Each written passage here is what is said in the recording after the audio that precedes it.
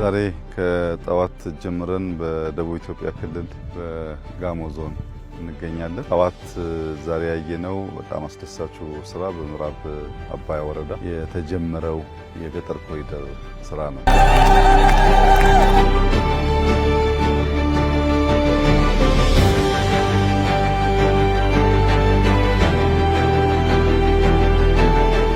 ምዕራብ አባያ ወረዳ ያየነው ቅድም ሞዴል የገጠር ኮሪደር ስራዎች ሙሉ በሙሉ የተገነቡት በአርሶ አደሩ ነው። እኛ የማሰልጠን የጡብ ማሽነሪ የማቅረብ አይነት ድጋፍ ከማድረግ ውጪ ሙሉ በሙሉ ወጪው የተሸፈነው ስራ የተሰራው በአካባቢ አርሶ አደሮች ነው።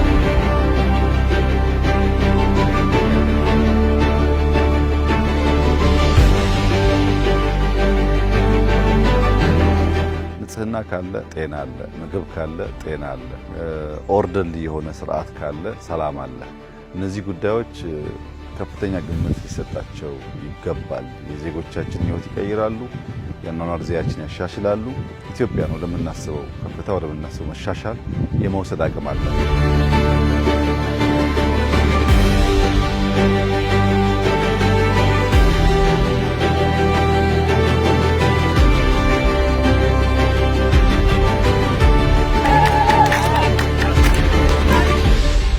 ሁለተኛ ያየነው የከሰል ማምረቻ ነው።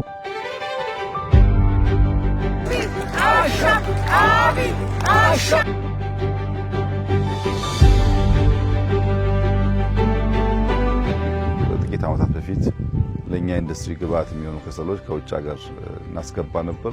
እስከ $300 ሚሊዮን ገደማ ከውጭ ገቡ ነበር። አሁን በሀገር ውስጥ እናመርታለን።